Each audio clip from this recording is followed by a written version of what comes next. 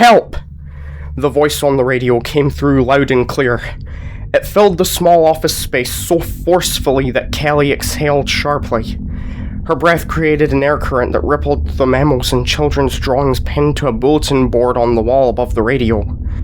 Kelly had just installed a new electrolytic capacitor into the radio's workings, and when she heard the crystal clear voice, she whipped her hand back and stared at the radio in awe. She'd fixed it! Help! The voice repeated. Or had she? Kelly frowned. That voice. It was clear now. Not lost in static like it had been when she and the others had first heard it. But it was the same voice. Lucia, who had been sitting cross-legged on the floor, flipped through a small crumpled notebook. Got up. She crossed the room and leaned over Kelly's shoulder. Help me! I'm trapped in the old pizzeria! The voice said. Kelly looked up at Lucia. It's the mimic, Lucia said unnecessarily. Yeah, Kelly thought. Tell me something I don't know. She shook her head. I thought I'd be able to fix it when you found those parts. But all I was able to do was clear up the local signal. I'm still not getting outside the building, she sighed. I can't believe the mimic thinks we're going to fall for that trick again. A couple hours before, when they'd first heard the garbled version of the voice, Kelly, Lucia, Adrian, and Jace had thought they'd found others trapped in the old pizzeria with them. It was heartening to think they weren't on their own, even though Kelly tended to be a loner. She knew in dire situations, strength in numbers was a real thing. Unfortunately, there weren't any others. There was just the mimic, which had used the radio to lure them to a room off the area behind the stage. Kelly shivered when she thought about what would have happened if she or anyone else had just barged all the way into the room when they'd gotten the hidden door open. The fact that they'd been able to run before the mimic got to one of them was a miracle. Not that Kelly believed in miracles. With a hypochondriac mother who spent most of her time in bed nursing this or that only in her head illness, and father who was a workaholic police detective, Kelly's life hadn't given her any evidence of miracles. All she'd learned from her experience was two things. One, it was best to know how to entertain yourself, and two, really bad things happened. Her dad, on the rare occasion he was home, told horrific stories of pain and loss. He made it clear that Kelly would be a fool to think life was anything but suffering. Lucia waved the notebook she held. I think I might have a little insight into how the mimic's programming works. She opened the notebook and pointed at a page of penciled handwriting. Kelly squinted at the smudged hen scratch. You can read that? A little.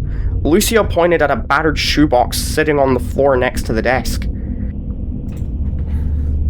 This was in that box I found at the back of the bottom desk drawer, the one the radio parts were in. Apparently this notebook belonged to one of the engineers on the original Fazbear Entertainment animatronic creative team. The ones who built all the characters that provided entertainment in the Freddy Fazbear pizzerias. She flipped through the notebook and tapped on one of its pages. I can't make all of it out, but from what I can tell, when the team created the mimic line, they didn't want to have to program it in every show routine, step by step. That was a lot of coding, so they just programmed the mimic to basically watch and learn. Not only could a mimic fit into any costume, it was designed to observe the other routines and then mimic them. Kelly raised an eyebrow. That sounds like tricky programming. Yeah, too tricky. Lucia flipped a page of the notebook. She screwed up her face as she pointed at the few unsmudged words on the page. I wish I could read all of this, but it seems like the original mimic began mimicking not just the other animatronics, but also people. And it did it in ways that weren't intended. I'm not sure what it did. I can just make out the words misconstrue, scared, potential disaster, and deactivate remaining mimic endos. Kelly rubbed her arms. Okay, but what does that have to do with the mimic's attempt to trick us? Lucia closed the notebook. I think the mimic might seem like a malevolent creature to us, but it's really just a robot that was designed to copy what it observes. At some point, it must have seen maybe something like a hide-and-seek game or whatever. It probably can't reason that the trick would only work once. "Help!" the voice said again. Kelly looked at the radio. Maybe we can use that to our advantage. If it wants to lure us to it, it will be where it says it is, right? Lucia nodded. Her wide curls bounced. Brilliant! She reached out and picked up the mic. "Where are you?" she asked. "I'm trapped in the janitor's supply room," the voice said. "Well, now that's just being stupid," Kelly said. "We searched that room and there's no way anyone is trapped in there. Clearly its internal logic doesn't extend to reasoning out what we might or might not have done," Lucia said. "Maybe." She stopped when a metallic thud sounded inside the duct leading away from the vent opening under the table that held the radio. Kelly jumped up. Both she and Lucia retreated to the other side of the room. "Maybe it's smarter than we think," Kelly whispered. She stared at the vent opening. After Adrian and Jace had crawled into that opening, Kelly and Lucia had simply leaned the vent cover over the opening. It wasn't attached. Whatever was coming toward the office through the duct would easily be able to get out into the room. "Maybe it's not the mimic," Lucia whispered back. "It could be Adrian and Jace." Kelly listened hard. She heard a faint clunk followed by a skr that sounded like fabric slipping over dusty metal. She leaned toward Lucia and whispered even more quietly into Lucia's ear. "This sounds too uniform to be coming from two. Whoever or whatever is in there alone." Lucia frowned and listened. She turned and glanced at the makeshift barricade blocking the office door. She looked back at Kelly, who nodded. Without exchanging another word, Kelly and Lucia each took an end of the filing cabinet that was lying on top of the desk and shoved it in front of the door. Kelly knew she and Lucia were thinking the same thing. If the mimic could fool them once, maybe it was doing it again. It made them think it was someplace else and was now trying to sneak up on them through the ductwork. They had to get out of the office. Kelly and Lucia set the filing cabinet on the floor, and they started to move the desk. But they weren't fast enough. The vent cover fell onto the floor with a clatter. Lucia ran over and picked up the desk chair Kelly had been using moments before. She raised it above her head and stood by the table.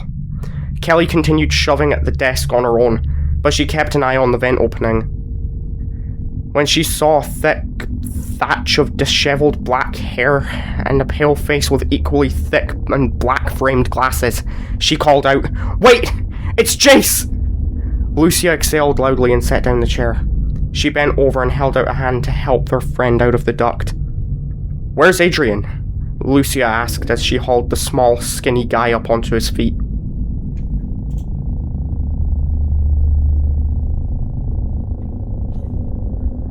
One look at Jace's expression told Kelly all she needed to know about Adrian. The dust coming from Jace's face was bisected by light trails running down from his eyes. They were the tracks left by tears. Kelly realized immediately. Jace's red eyes and the dull gaze confirmed her conclusion. Lucia, maybe because she didn't want to understand, took longer to realize the obvious. "Jace, where's Adrian?" Jace started to shake. He shook so hard that Kelly rushed over and helped him sit down. Once he was in the chair, she kept her hand on his shoulder, trying to steady him. She leaned down and said, "He's gone, isn't he?" Jace leaned forward and put his face in his hands. He started sobbing and babbling. His words were mostly incoherent, but one sentence was clear. I couldn't do anything.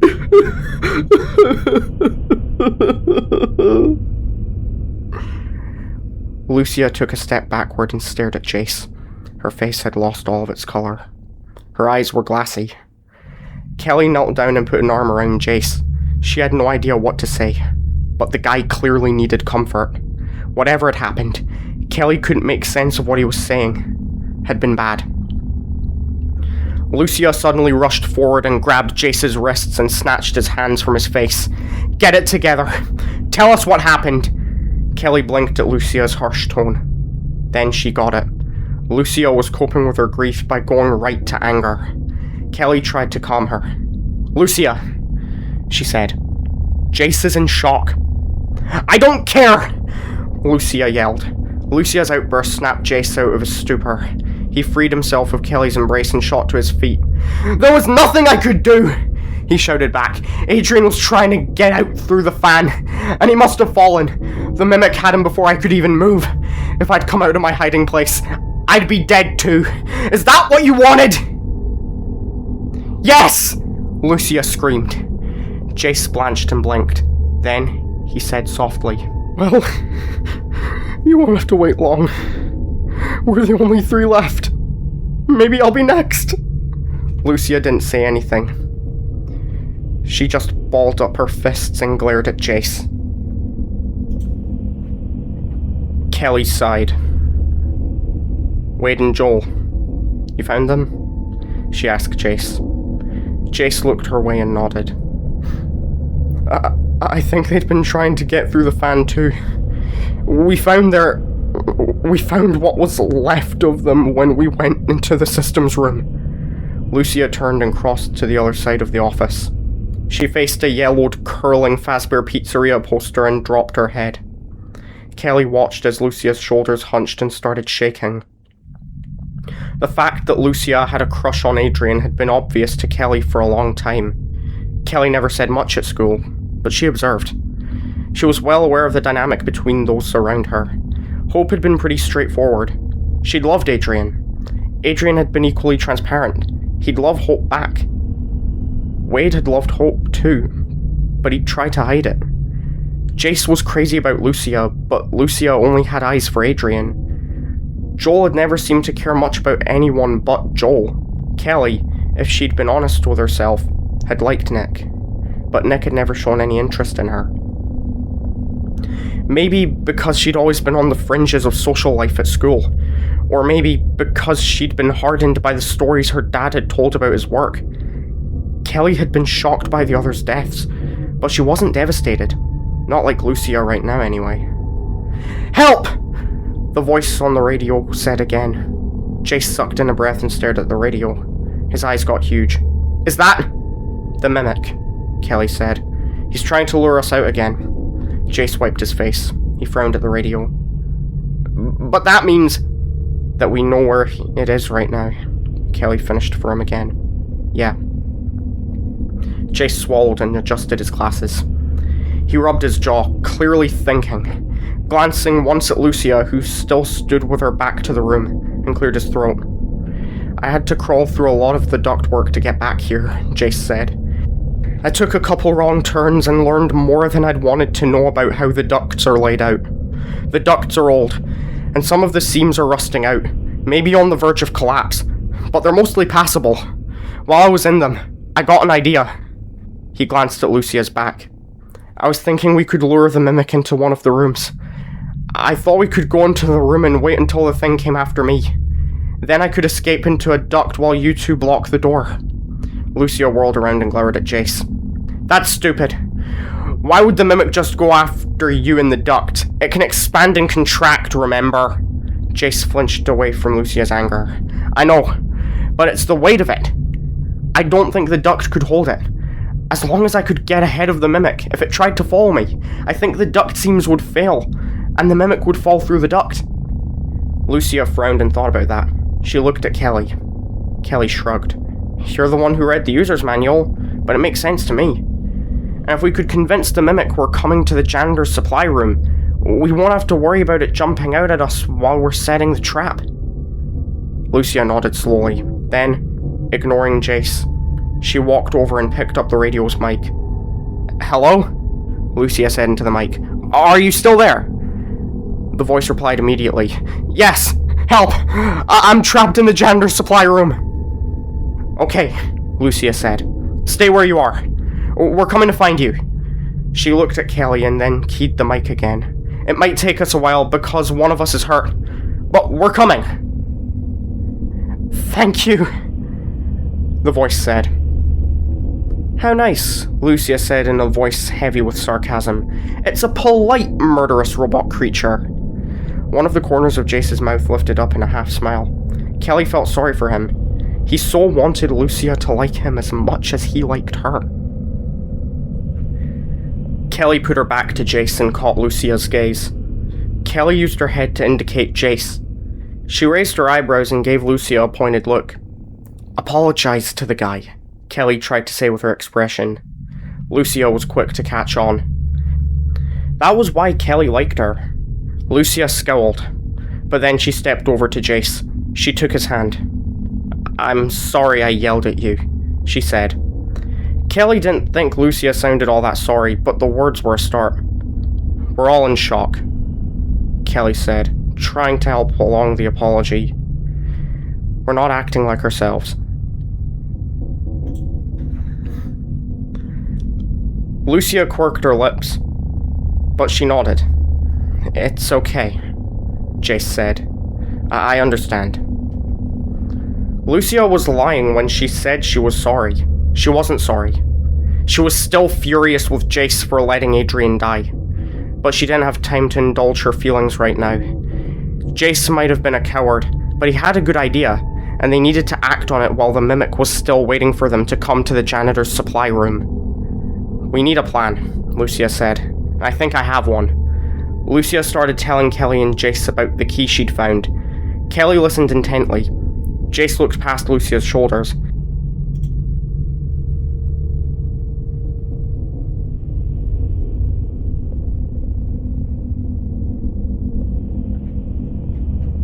His child-sized fingers kept fiddling with the drawing pens in his pocket protector.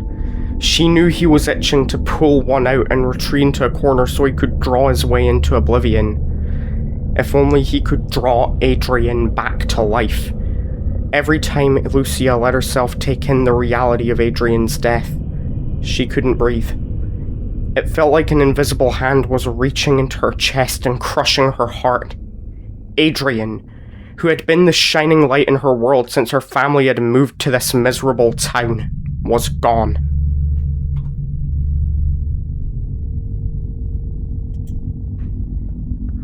Lucia summoned her willpower and she managed to take a breath. What had she been saying? You were telling us about the key that you think goes into the deadbolt on the door into that storage room at the end of the back hall? Kelly said. Then you stopped talking. You might have stopped breathing, too. Lucia forcefully pulled another lungful of air. Sorry, She shook her head. Yeah, so, since we can lock that room, I thought it would be the best place for our trap. But we need to know whether there's ductwork in that room. The radio spit static. Then, the voice asked, Are you coming to help? I'm scared. Lucia snorted. Scared? Ha! Kelly reached for the radio. Hang on! We're coming. It won't be much longer. She looked at Lucia. Kelly's expression was tight. Her eyes were slightly narrowed, and a furrow bunched between her brows. Lucia interpreted the look as judgment for what Lucia had said to Jace. She'd basically told Jace she'd rather that he died instead of Adrian. But that was true. No matter what she said now, Jace wasn't going to feel any better. And besides, they didn't have time to deal with Jace's feelings. Jace continued to fidget with his drawing pens as he continued to avoid Lucia's gaze. But he spoke. If I was oriented correctly, I'm pretty sure I crawled past the vent in that room, he said. It's actually exactly what we want. It's behind some boxes. I could see them through the vent grate. If we could get in there and then take the vent cover off, but leave it propped up over the opening, the Mimic wouldn't even see it behind the boxes. And it's a smaller vent opening than most of the others too. The Mimic might not be able to get into it. Once the Mimic comes for me, I can run behind the boxes and escape into the vent while you two deadbolt the door. That could work, Lucia said. She pursed her lips. Like I said before, we don't know exactly how compact the Mimic can get, but hopefully you're right about its weight. Jace nodded without looking up. Why does it have to be you, Jace? Kelly asked. Being the bait is going to be dangerous. Maybe we should put our names in a box or something and draw for it. Jace lifted his head. He blinked at Kelly and gave her a small smile. That's nice, but no. It has to be me. I've been in the ducts. I know how to move through them, and I need to do this. He flicked a glance at Lucia. Kelly sighed.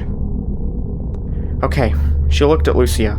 But what if the mimic is strong enough to break through a deadbolt? Lucia thought about the question. It was a good one. The mimic was a powerful machine. It ripped apart human bodies as if they were made of gauze. It could very well snap a deadbolt. You have a point, Lucia said. We need to barricade the door too, Kelly said. How do you barricade a door that opens inward? Jace asked. Lucia frowned. She chewed on her lower lip for a few seconds while she ran through some possible options. Okay, she said finally. I have an idea. Come on, Kelly. Help me move the desk. Lucia stepped forward toward the desk. Where are we going? Jace asked in a pitifully small voice. Lucia blew out air and turned towards Jace. She didn't want to take the time to explain her plan. She just wanted to do it, but she knew Jace was scared and had every right to be. She forced herself to be patient. We need a couple tables, Lucia said. We need a long one, bigger than the storage room doorway. We'll break the legs off of it so it's basically a slab we'll use to cover the door opening. Then we'll need a smaller table, one about the width of the hallway. We'll use that to wedge the longer table up in place. We'll shove the smaller table between the longer table on one side and the hallway wall on the other side. That way, even if the mimic breaks through the deadbolt, the doorway will be blocked. I think we can find both tables in the employees' lounge. Kelly slowly nodded. That should work. So we'll need to get the tables ready, right? Like, leave them in the hallway or something? Then Jace. She looked at him. You'll lure the mimic into the storage room and then go for the vent to escape. While you're doing that, we'll close and deadbolt the door and position the tables. Because we hope the vent will be too small or heavy for the mimic to make it through. It'll be trapped. She shifted. Right? That's it in a nutshell, Lucia said. Kelly and Jace were silent. No one moved. Lucia's patience ran out, and she positioned herself at one end of the desk. If we're doing this, the first thing we need to do is move this desk. Kelly? Hang on a second, Kelly said. She picked up the radio's mic. Hello? Are you there? The radio was silent. Lucia felt the muscles in her neck and shoulders clench. Her stomach constricted. Hello? Kelly repeated. I'm sorry we were delayed, but we're coming now. She leaned over the radio as if telepathically commanding the voice to come through its speakers. Nothing. Kelly turned and looked from Lucia to Jace. The skin around Jace's eyes pulled inward. His breathing started to come in quick little bursts. Kelly tried one more time. Are you there? She said into the mic. Lucia counted to 5, and then she said, I think the mimic's caught on. Jace hugged himself. Kelly set down the radio's mic, her hand trembling. But it doesn't matter, Lucia said. The only chance we have is to trap it. She looked toward the office door. We have to go out there. When Lucia had agreed to Adrian's suggestion of a double date, Jace had been over the moon. He had fallen for Lucia the first moment he'd met her, on a rainy afternoon at Adrian's house. This is my new neighbor, Adrian said when he'd introduced Lucia to Jace. And with that, Jace was a goner. He wasn't sure what had gotten him. Was it the wild hair, the funky clothes, the sensual mouth? Maybe it was the way one of Lucia's eyes was larger than the other. It gave her a quizzical look Jace thought was beyond charming. Maybe it was none of those things. Maybe it was her mind. She was the smartest girl Jace had ever met. She thought in ways no one else did, and he was in awe of her. He'd been so excited about the double date, he thought it was going to be the start of their future together. Jace understood now that he and Lucia had no future, not even if they survived. And he didn't think the odds were that great that they were going to make it. Not him anyway. The real reason he'd insisted on being the bait for their trap was because he didn't think the bait would live for long. For the moment, though, he'd let himself enjoy watching Lucia. He loved the way she moved. She always walked with purpose, her head and shoulders tilted slightly forward as if she couldn't wait to get where she was going. Now, she led Kelly and Jace down the red-walled hall toward the door to the employees' lounge. Her head swiveled right then left as she passed a torn poster of Freddy Fazbear. From the tilt of her head, Jace could tell Lucia was listening hard, and so was Jace. It took just a couple seconds to reach the doorway to the employees' lounge. Lucia led the others through the shadowed opening. Lucia stepped carefully, but hiking boots weren't the stealthiest of shoes. Her rubber soles scuffed the dirty tiles, making a rough, sliding sound. Jace and Kelly were quieter. They tiptoed around the crumpled paper and flattened paper cups that were scattered over the floor. A few feet into the room, Lucia stopped and looked around. Her gaze landed on a long table leaning against a few of the black metal lockers. She motioned for Kelly and Jace to follow, and she headed that way. A faint clink froze Lucia mid-step. Jace and Kelly stopped too. Jace's breath caught at the back of his throat. His legs quivered, and he clutched Kelly's arms. Kelly didn't protest. She didn't move at all. No one spoke. What direction had the sound come from? Jace thought the noise had originated from someplace close. Could something in the ductwork have made that sound? Air did move in there. Metal expanded and contracted. Could that have been the source of the sound? Lucia looked up at the ceiling lights. Though dim, they were steady. Jace knew what she was thinking. Lights always flickered when the mimic was close. How close could it get before they flickered, though? Jace had never paid enough attention to answer that question.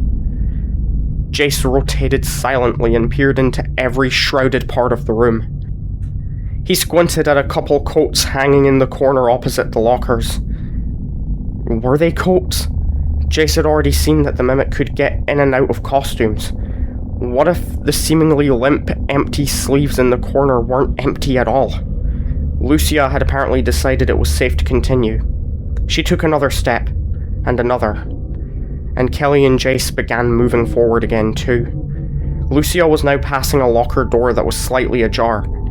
Jace's gaze zeroed in on the 2-inch gap that revealed absolute blackness within the locker. Had that locker been open when they'd been in there before? The last time Jace had been in that room, he'd been scared out of his mind. He had a vague memory of standing with his back to the lockers. Had they all been closed then? He didn't remember, but something about that locker. The locker door twitched. Lucia! Jace shouted. Lucia whirled, her eyes wide, her face flushed. Jace couldn't tell if she was scared or angry. Probably both. What? Lucia began. The lights flickered. The locker door shot all the way open. Metal slammed against metal. The room went dark. Kelly immediately jerked Jace around.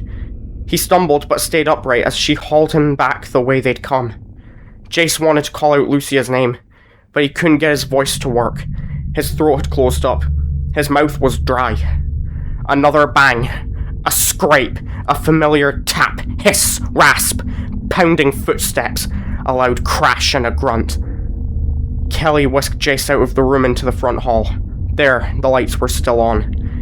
Jace tried to turn back to see if any of that light could pierce through the inkiness in the lounge so that he could see Lucia.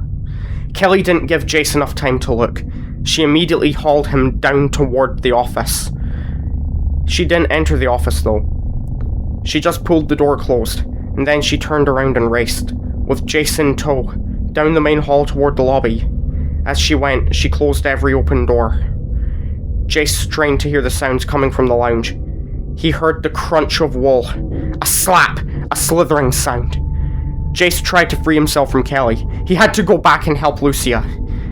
He knew she was still alive because he hadn't heard her scream. Maybe she was hiding. He needed to go get her. Kelly, however, wouldn't let Jace go. When he wriggled his arm, she clutched him tighter. They'd reached the lobby when the resounding whack of a door slamming preceded thundering footsteps. Jace wanted to cheer. He knew that sound. Lucia was tearing down the hall after them. Even as Kelly dragged him toward the dining room, Jace watched Lucia coming toward them. He winced. Lucia's face, rigid and white, was streaked with blood that ran over her forehead from her hairline. Jace whimpered when he realized that Lucia's scalp was torn. She was missing a chunk of her wonderfully curly hair. Lucia caught up with Kelly and Jace when they were just a few feet into the dining room. "We have to hide," she hissed. "The closed door won't slow it down." She wiped the blood from her eyes as she dashed toward a pile of rubble outside the door of one of the party rooms. "Back there," she said.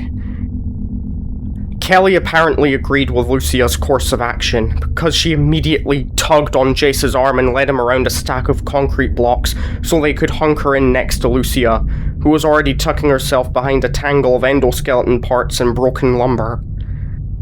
Lucia curled herself into the smallest space possible to make room for Kelly and Jace.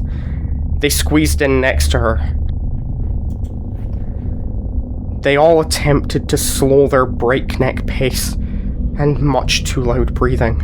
The tap, hiss, rasp, they all knew too well sounded from beyond the lobby. Kelly gripped Jace's hand. The dining room lights flickered, and went out. Lucia wasn't sure how long they'd crouched in the blackness. 1 minute, 10, an hour? Time stopped having significance when you were hiding in the dark. Every muscle in Lucia's body was bunched in readiness to flee. Adrenaline made her so jittery she could barely stand being in her own skin. Warm wetness continued to flow down Lucia's face. She made no move to staunch it. Even though she was silent, Lucia couldn't hold her breath. Her lungs were desperate for air. She tried to take tiny breaths, but she could hear herself inhaling and exhaling. She could hear Kelly and Jace too. Could the mimic hear them? Lucia closed her eyes and thought about the user's manual she'd read. Unfortunately, the manual had been miserably lacking in details about the mimic. She understood its ability to change its size and configuration to fit different costumes. She understood its strength, but she knew little about its sensory procedures. How well did it see and hear? Lucia's eyes flew open when a hand closed around her wrist. She flinched but immediately realized it was only Kelly. She also realized the dining room lights were back on.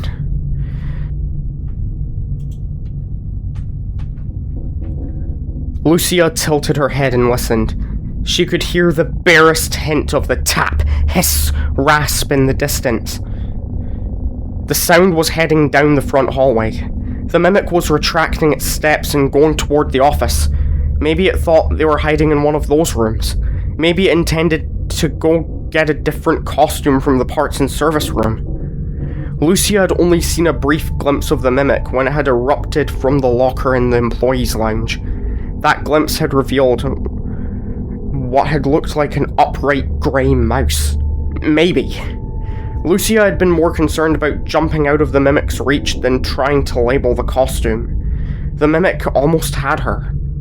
It had grabbed her by the hair and twisted. If it had gone a grip on her head, as it had obviously intended to do, she wouldn't have her head any longer. Thankfully, her thick, curly hair had misled the mimic. It had painfully relieved her of a good chunk of her hair, but at least her head was still connected to her neck. She'd been able to scramble out of the mimic's reach and thrash her way out of the lounge before it caught up to her. Lucia continued to listen. Now, she couldn't hear anything except her breathing and that of Kelly and Jace. Lucia lifted a hand and held it flat in front of Kelly, a signal for them to wait a little longer. They needed the mimic to get as far away from the dining room as possible. Lucia counted to 60. 3 times. Then she nodded to Kelly, who nudged Jace, and the trio carefully crawled out of their hiding place. When they were all on their feet, Lucia immediately took off, moving as fast and as quietly as possible. Skirting around one of the piles of body parts, she headed toward a heap of broken furniture. Lucia picked up a one-legged chair, carefully set it aside, and pointed at a long table. "This is what we need," she whispered. Lucia looked toward the archway of the lobby. The lobby lights were on and steady. No sound came from the hallway. With any luck, the mimic was at the far end of the hall. Would it hear the noise they were about to make? Lucia looked at Kelly and Jace. Jace was shivering. He could barely hold it together. Kelly was stoic. "We need to get the legs off of that long table," Lucia explained. "We'll carry it down the hall and lean it against the wall by the door to the storage room. We also need a smaller table." Lucia gestured at the 2-seater table lying on its side against a pile of endoskeleton parts. The little table still had all 4 of its legs. "Kelly, do you think you could lift that?" Lucia asked. "Or drag it?" "I think it's just the right size." Kelly nodded. "That looks pretty light," she said. "I can handle it." "Okay, good," Lucia said. "We're going to need to do this fast because we're going to make some noise." She looked at Jace. "If I kick off one of these table legs, can you manage the other one?" Jace wiped his nose and looked at the table leg. He nodded. "Good. Once the legs are off, we'll each take an end. I'll go backward, you'll go forward. Move as fast as you can." "I'll keep up." Jace nodded. His Adam's apple bobbed up and down twice. "Ready?" Lucia asked Kelly. "You can go ahead and start carrying your table to the back storage room." Kelly shook her head. "Wait." She leaned over and grabbed the hem of Lucia's long skirt. Before Lucia could even protest, Kelly ripped the bottom of the skirt. She tore off a strip of fabric. "If we don't stop that bleeding," Kelly said, pointing at Lucia's head, "you're going to start feeling pretty faint." Lucia frowned and started to shake her head. She was immediately dizzy. Okay, maybe Kelly had a point. Lucia let Kelly wrap a strip of the skirt around Lucia's head. The fabric scraped at the raw wound. It stung, and Lucia's eyes moistened. She blinked the tears away. "Okay," Kelly said. "That should do it." She stepped back and studied Lucia. "And now you look badass, doesn't she, Jace?" Jace flicked a shy glance at Lucia. "Like a warrior goddess," he said. Lucia snorted. "Now, Kelly," Lucia said. "You need to go." Kelly nodded. She picked up the table and began carrying it, its legs away from her, through the dining room. "Okay," Lucia said to Jace. "Let's do this." Lucia positioned herself next to one of the long table's legs. She waited for Jace to move over to the other leg. "On 3, Lucia said to Jace. Jace readied himself. 1, 2, 3! Lucia swung her foot back and kicked the table leg. Jace did the same. The wood legs cracked. Lucia and Jace kicked again, and the legs broke away from the table. And as soon as they did, Lucia bent over and lifted one end of the table. Jace quickly hefted the other end. Lucia started walking backward as fast as she could. Jace trotted forward. They carried the table past the other broken furniture and past the piles of metal and flesh and blood body parts.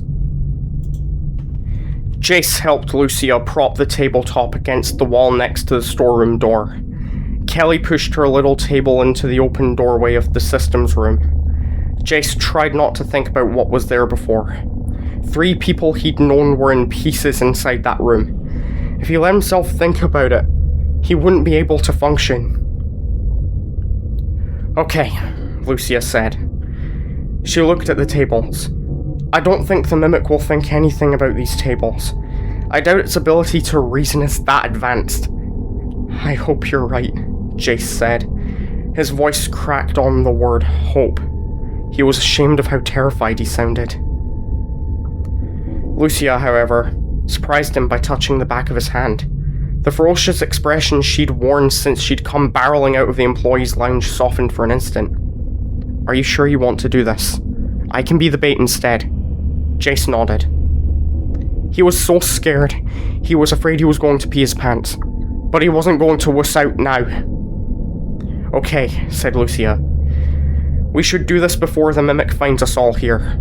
She turned toward Kelly. I think you and I should go to the arcade. There are plenty of places to hide there. And we'll be able to see down the hall. Lock the door, and position the tables to block it. Kelly nodded. Lucia rotated back to Jace. It's all you now. Get the mimic into the storage room, and then get into that duct. Make sure you're fast. Really fast, yeah? Jace nodded. His bowels felt like they were shriveling up inside his belly.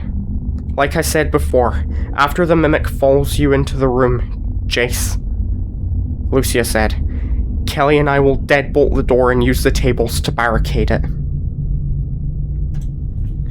Jace nodded again. A sharp nod. He wanted Lucia to go now. If he thought any more about what he was going to do, he wouldn't be able to do it. Lucia seemed to understand that. She reached out and patted his shoulder awkwardly. Okay, let's do this. Kelly gave Jace a long look. Her eyes were soft, as if she fully understood all the complexity of his feelings right now. His longing for Lucia's caring and approval, his regret, his dread. Go, Jace said. Kelly looked like she wanted to hug Jace, but she didn't. Neither did Lucia. They both turned away.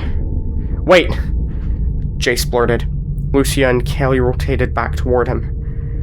Before he could even talk himself out of his whim, Jace reached out and grasped Lucia by the shoulders, quickly pulling her close. He kissed her. Jace had never kissed a girl before, so he wasn't sure what he was doing, but he knew right away that his kiss wasn't the tentative kiss of a shy boy initiating his first kiss. His kiss was firm and long and passionate. It was a hero's kiss. It was a kiss that let Lucia know how he felt, in case he didn't make it, and was never able to tell her. For several long seconds, Jace put all his focus on Lucia's soft lips. He savoured the warmth of being so close to her. He lost himself in the moment, willing it to last forever. But of course, it couldn't. Jace ended the kiss and let Lucia go. She stumbled back a step and gaped at him. He half expected her to slap him. When she didn't, Jace quietly said, "Now go." Lucia blinked at him. Her eyes were moist. Then she turned and gestured to Kelly. Kelly and Lucia trotted down the hall. Jace watched Lucia's skirt swish as she ran. He watched until Lucia and Kelly had crossed through the dining room and disappeared behind an arcade machine near the stage. For several seconds, Jace stood in the silence. He concentrated on breathing in and out. I can do this, he told himself. 7 excruciatingly long minutes later, Jace was rethinking their whole plan. Why had he volunteered to be the staked goat? What was he thinking? He wasn't a hero. He was a runt who liked to play with crayons. Or at least that's what his dad said all the time. It didn't matter that Jace had outgrown crayons a decade before. His dad still saw Jace as a little kid drawing pictures. Jace would have stopped drawing by now if it hadn't been for his mom and his favourite uncle, both of whom told him daily how talented he was, and what a brilliant artistic career he could have. Their encouragement had been like a bulletproof vest that protected Jace from his father's scorn and from the school bullies who frequently stole his sketches and tore them up just to be mean. Even without his mom and uncle's reassurance though, Jace still would have drawn pictures. He had to. It was a compulsion. No, it was like breathing. It was essential to his existence. So much so that Jace was sorely tempted to get out his sketchbook right now. His nerve endings had all turned into needles. He didn't know how many nerve endings in his body he had. Hundreds, thousands, millions. It felt like that many pinpricks were assaulting his skin, multiplying every time Jace heard even the tiniest sound. After Lucia and Kelly had run down the hall, Jace hurried into the storage room, preparing for his escape. Thankfully, The small storage space was lit by one weak overhead light bulb. The bulb revealed a space packed with boxes and toys, or at least Jace thought they were toys. Small, plush mechanical animals and floppy dolls lay among the boxes. One of the dolls had red pigtails and big, round green eyes that seemed to look right at Jace. He'd shuddered and put his back to it. Shoving boxes aside, Jace had searched for the vent cover he'd spotted when he was in the ductwork. He found it quickly. He'd thought he was going to have to unscrew the vent cover, and for that purpose, Lucia had given him a screwdriver she'd taken from the toolbox in the dining room. But Jace didn't need it. The vent cover was rusted and bent. All Jace had to do was give it a kick and it popped away from the wall. Jace moved a couple other boxes to be sure his way was clear. And then he returned to the hallway. Then, because he didn't have the guts to wait until the mimic happened to find him, Jace decided to make sure the mimic knew where he was. He took a deep breath, opened his mouth, and bellowed, "Ouch! Stop that! You stepped on my foot!" Grabbing the end of the tabletop, Jace pulled away from the wall and slammed it back. The bang echoed down the hall. "Come and get me," Jace had thought. Jace didn't know how artificial intelligence worked, but he decided the programming that drove the mimic's slaughter might be advanced enough to suspect a trap. If it spotted a human loitering in the hallway, doing absolutely nothing. Jace therefore had spent the next 3 minutes pretending to fiddle with the storage room doorknob. Now, his shoulders and back ached from being in the hunched position, and from holding his terror at bay. He was about to give up on the subterfuge when he heard a creak. Jace went still. He put his concentration into his ability to hear. The creak sounded again. And then he heard what he'd been waiting for. Tap, hiss, rasp. The mimic was coming. The pinpricks turned into a gazillion stiletto knives impaling Jace's skin. His heart rate quadrupled. Sweat slid down the back of his neck. Jace shifted his head infinitesimally, just enough to look down the hallway from the corner of his eye. At first, he saw nothing. Then he spotted a shadow stretching out from the open doorway of the employees' lounge. Another tap, hiss, rasp. And there it was. The mimic, in a frayed yellow cat costume, stepped into view. The cat's head, its pointed ears torn at the end, its whiskers bent, turned slowly. It looked down the hall, directly at Jace. The hall lights flickered.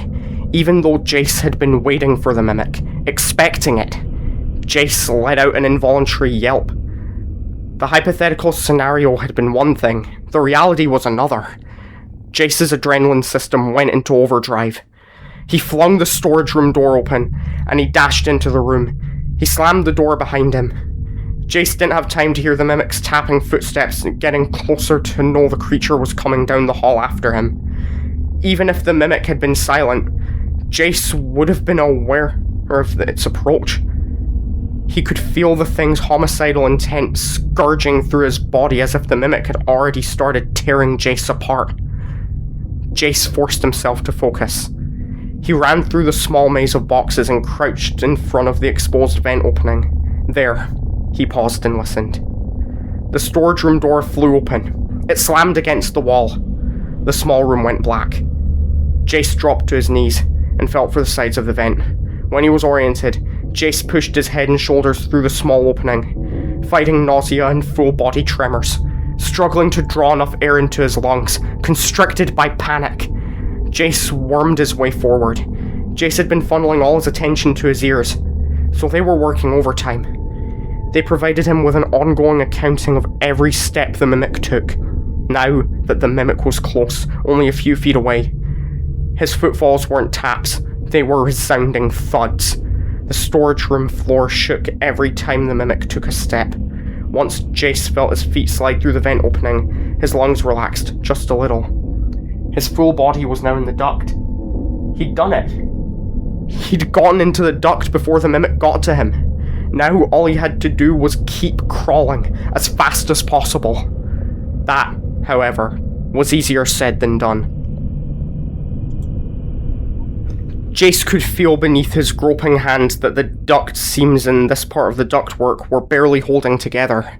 Every time the mimic took a step, the duct rattled, and the seams groaned and planked as if giving up their connection inch by inch. Jace was being thrown around inside the duct as it vibrated, in response to the mimic's pounding advance. On his stomach, though, Jace was able to keep moving forward. He just hoped the duct would hold long enough for him to reach a more stable section of the metal labyrinth. The seams in this part of the duct were weak, their rivets coming loose. As he wriggled forward, Jace strained to hear what he was waiting for. He listened for the bang of a door slam and the snap of a deadbolt sliding into place. And he did. Yes! Jace thought exultantly. Their plan had worked. Jace shifted his elbows and pulled himself another few inches forward. It was a few inches too far.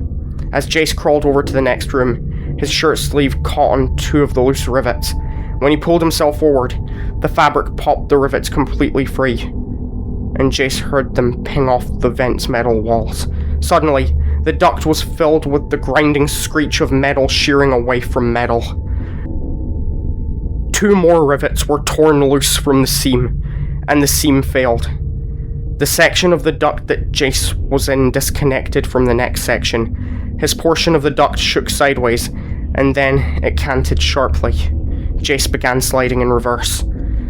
Scrabbling for purchase, Jace tried to splay his palms against the metal, begging it to hang on to him. His fingers encountered a sharp edge that sliced into his skin.